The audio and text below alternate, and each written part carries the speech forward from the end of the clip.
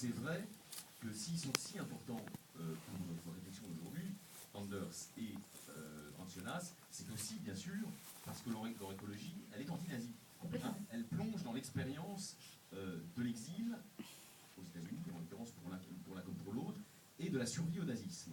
Donc, c'est-à-dire, elle est anti-nazie et elle est survie au nazisme. Il y a les deux moments. Absolument. Et donc, de ce point de vue-là, ils ne sont pas sans lien avec un penseur qui n'était pas stricto sensu écologiste, mais qui partageait en revanche avec eux le souci de la continuité du monde, c'est sa formule, qui est Hannah Arendt. Vous pouvez nous en dire un peu plus? Oui, on peut dire aussi que quand même, il était même sensiblement lié tout de même. Les deux qui est quand même très très lié. Qui a été son premier mari. Oui. Hein. Günther Anders, en fait, il s'appelait Günther Stern. Non, mais indépendamment d'être liés intellectuellement, voilà. Ils étaient aussi mariés. Ils ont été mariés, absolument. Puis elle l'a finalement quitté pour un communiste plus dur, oui. Qui s'appelait Heinrich Blücher. Mais ça, c'est une autre histoire. Oui, continuez. Donc, est-ce qu'il y a là, est-ce qu'il y a là un film, justement, de réflexion écologique humaniste? Chez Jonas, chez Anders et éventuellement chez Arendt. Et c'est le fil husserlien, c'est-à-dire de l'héroïsme de la raison, du refus du travestissement de la raison et de la perversion de la raison qui s'appellerait encore raison, alors que c'est précisément l'inverse de cela.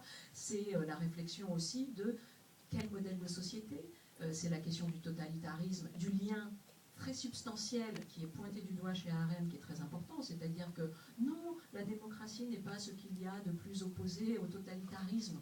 Ils sont structurellement liés. Hein, c'est ça la révélation importante politique chez Arendt, c'est de dire, non, il se joue bien évidemment ce que d'autres avaient appelé la tyrannie de la majorité chez Tocqueville, mais c'est encore plus pensé chez Arendt, et bien évidemment, c'est très important chez Anders. Alors je vous interromps, puisqu'on parle à bâton rompu, mais c'est très intéressant pour nos auditeurs.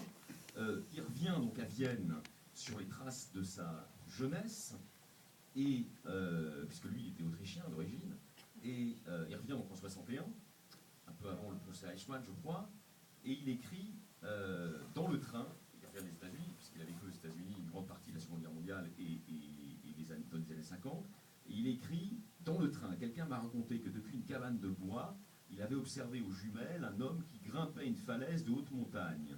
Soudain, l'alpiniste s'était mis à faire des signes désespérés. On aurait dit qu'il battait des ailes pour s'envoler. Puis il avait disparu dans l'abîme.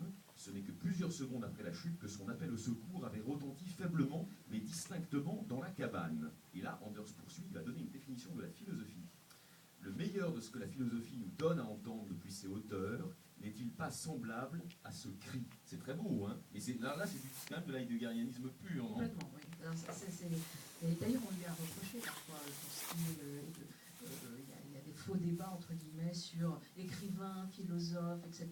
Mais là on touche en même temps un truc que tu abordais tout à l'heure, qui est la pensée d'après la catastrophe. C'est-à-dire que visiblement, il y a, pour parler comme les mystiques juifs, il y a du tikkun dans le souci écologique.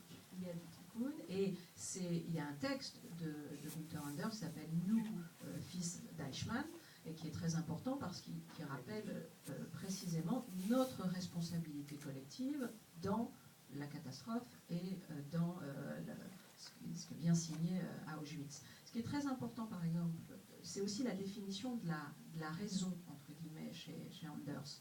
Anders va pointer du doigt que la faute aujourd'hui, c'est précisément pas le refus de la connaissance, mais la faute elle-même, c'est d'ignorer certaines choses. C'est-à-dire, c'est pas... nul n'est censé ignorer la loi. Bon, ça c'est ce qu'on connaît. C'est pas ça que dit Anders. Il dit nul n'est censé ignorer la réalité. C'est un tout petit peu différent. C'est-à-dire que à un moment donné, il se joue des choses sous nos yeux et nous ne pouvons pas les nier. Et or, nous construisons un discours qui vient nier cela. Et notamment, bien évidemment, il se joue sous nos yeux des catastrophes techniques et autres, et des inégalités croissantes par rapport à ça. Et la faute se situe dans ce déni-là. Ça, c'est une première chose. Il y a des choses, nous dit-il, que nous ne pouvons pas ne pas savoir. Et à un moment donné, notre éthique se base là-dessus. Autre chose importante, c'est la société du spectacle avant l'heure, chez Anders. C'est-à-dire que il dit, ce n'est plus, qu'est-ce que c'est que ce monde, qu'est-ce que c'est que cette éthique, où ce n'est plus nous qui allons au monde, c'est le monde qui vient à nous.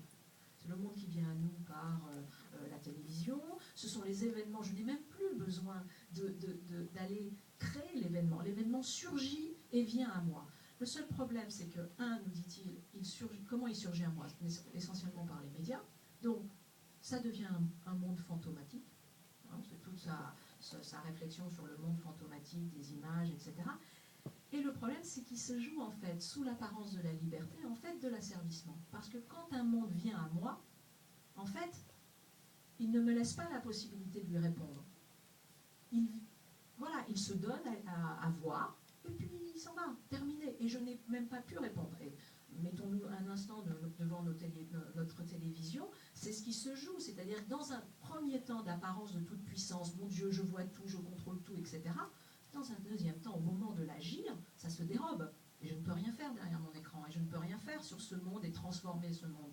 Et donc, il se joue de l'asservissement et il se joue précisément une mise en jeu de la liberté des modernes. Donc c'est ce que pointe Anders avec ce qu'il appelle cette livraison à domicile du monde et qui met en jeu précisément notre théorie de l'action. Tous les écologistes, au sens grand du terme, sont des théoriciens de l'action, c'est-à-dire que précisément ils montrent qu'est-ce qu'on nous confisque toujours dans cette raison économique, etc. Qu'est-ce qu'on nous confie d'une véritable action qui peut toujours préserver un lien avec la nature. Absolument.